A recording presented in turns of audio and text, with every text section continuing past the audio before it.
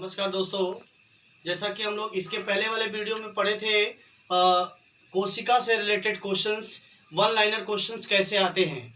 अभी हम लोग पढ़ेंगे कोशिका से रिलेटेड ही है, ये भी कोशिका से जुड़ा हुआ है, लेकिन माइटोकॉन्ड्रिया क्या होता है, माइटोकॉन्ड्रिया के बारे में पढ़ेंगे हम लोग। तो माइटोकॉन्ड्रिया से क्वेश्चंस अक्सर पूछा जाता है। तो पूछा गया है पहला क्वेश्चन जो होता है जो कोशिका से रिलेटेड है और माइटोकॉन्ड्रिया से रिलेटेड है। तो माइटोकॉन्ड्रिया जो है कोशिका का एक पार्ट है। तो उसमें देखा जाता है कि कोशिका क्वेश्चन पूछा जाता है, अक्सर क्वेश्चन पूछा जाता है कि कोशिका झिल्ली कहाँ पाई जाती है। तो कोशिका झिल्ली जो होता है वो जंतु तथा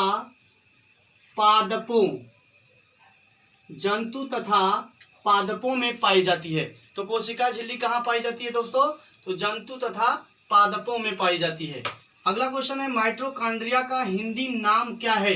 तो माइटोकॉन्ड्रिया का हिंदी नाम सूत्रकणिका होता है। सूत्रकणिका यानी ये माइटोकॉन्ड्रिया का हिंदी नाम है। ये अक्सर क्वेश्चन पूछा जाता है कि माइटोकॉन्ड्रिया का हिंदी नाम क्या है, तो सूत्रकणिका होता है। अगला क्वेश्चन है माइटोकॉन्ड्रिया की खोज किसने किया था। तो माइटोकॉन्ड्रिया की खोज जो है ऑल्टमैन नामक वैज्ञानिक ने किया था। यानी माइटोकॉन्ड्रिया की खोज किसने किया था? तो माइटोकॉन्ड्रिया की खोज जो है ऑल्टमैन नामक वैज्ञानिक ने किया था। फिर पूछा जाता है कि माइटोकॉन्ड्रिया में कौन सा श्वसन होता है, यानी श्वसन की प्रक्रिया होती है, लेकिन कौन सा श्वसन की प्रक्रिया होती है ये अक्सर एग्जाम में पूछा जाता है। तो ये इस माइटोकॉन्ड्रिया में जो होता है श्वसन की प्रक्रिया जो होती है वो ऑक्सी श्वसन की प्रक्रिया होती है। ऑक्सी श्वसन बोलते हैं, तो ऑक्सी श्वसन की प्रक्रिया होती है। अगला क्वेश्चन पूछा जाता है कि माइटोकॉन्ड्रिया में चलने वाले चक्र का नाम क्या है। माइटोकॉन्ड्रिया जब चलता है तो वो क्या करता है, एक चक्र चलता है उसके अंतर्गत, उस चक्र का नाम क्या है? तो उस चक्र का नाम है क्रेब्स चक्र। इसको क्या बोलते हैं? क्रेब्स चक्र। यानी माइटोकॉन्ड्रिया के अंदर जो चक्र चलता है लगातार कंटिन्यूअस, जो हमें ऊर्जा देता है और एटीपी देता है। एटीपी का मतलब होता है एडिनोसिन ट्राइफॉस्फेट, और जो होता है और ऊर्जा ग्लूकोज के रूप में देता है, ग्लूकोज के रूप में।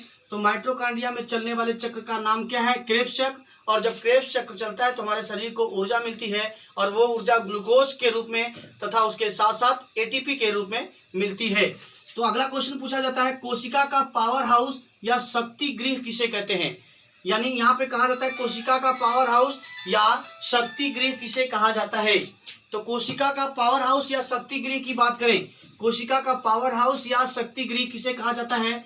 तो माइटोकॉन्ड्रिया को कहा जाता है। ये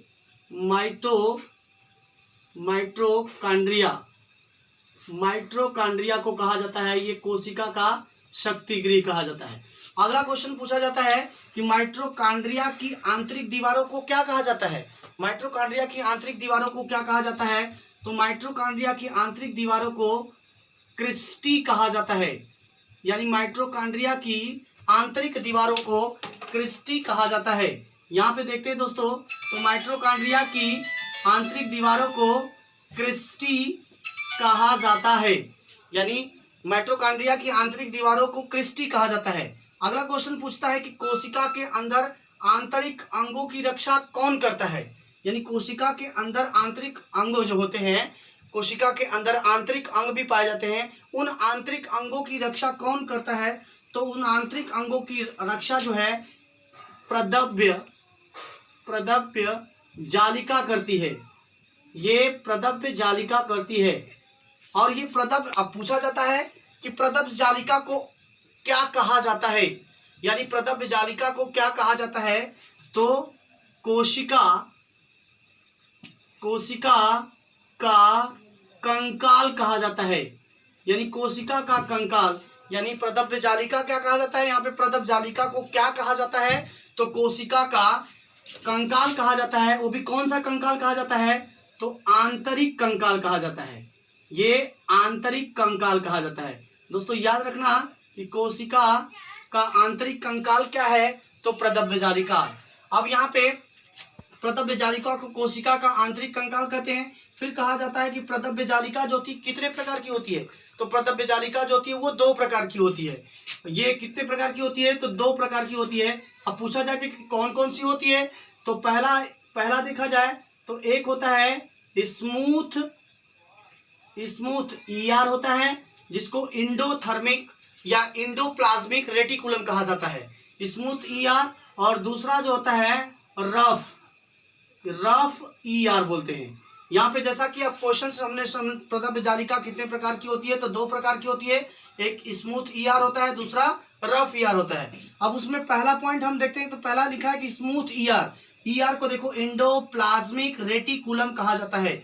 अब पूछा जाता है कि स्मूथ ER किसका निर्माण करता है, तो ये जो इंडोप्लाज्मिक रेटिकुलम है उसमें स्मूथ वाला जो पार्ट होता है वो किसका निर्माण करता है, तो कार्बोहाइड्रेट तथा वसा का निर्माण करता है।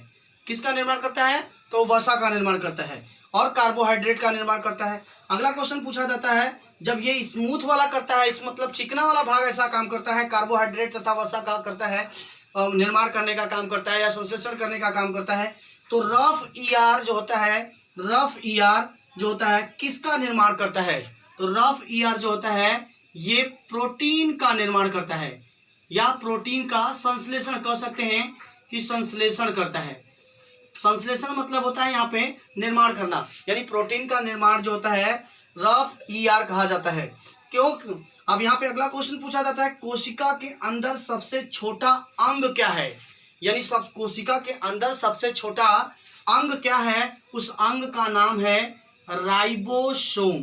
क्या कहा जाता है, राइबोसोम कहा जाता है। अब फिर अगला क्वेश्चन पूछा जाता है कि प्रोटीन का संश्लेषण कौन करता है, या आप कह सकते हैं कि प्रोटीन का निर्माण कौन करता है, या कह सकते हैं कि प्रोटीन की फैक्ट्री किसे कहा जाता है। तो प्रोटीन की फैक्ट्री किसे कहा जाता है या प्रोटीन का निर्माण कौन करता है, तो यहाँ पे प्रोटीन की फैक्ट्री जो होता है या प्रोटीन का निर्माण जो होता है या प्रोटीन का संश्लेषण जो होता है ये राइबोसोम करता है, राइबोसोम करता है। ये थे आपके इंपॉर्टेंट क्वेश्चंस जो अक्सर वन लाइनर क्वेश्चन है, जो अक्सर एग्जाम में पूछे जाते हैं, चाहे भी कोई भी एग्जाम हो, हर एक एग्जाम में ये पूछे जाते हैं। अगर आपको ये हमारा जो है अच्छा लगेगा तो शेयर कीजिएगा, लाइक कीजिएगा, सब्सक्राइब कीजिएगा, कमेंट कीजिएगा। नमस्कार दोस्तों, जय।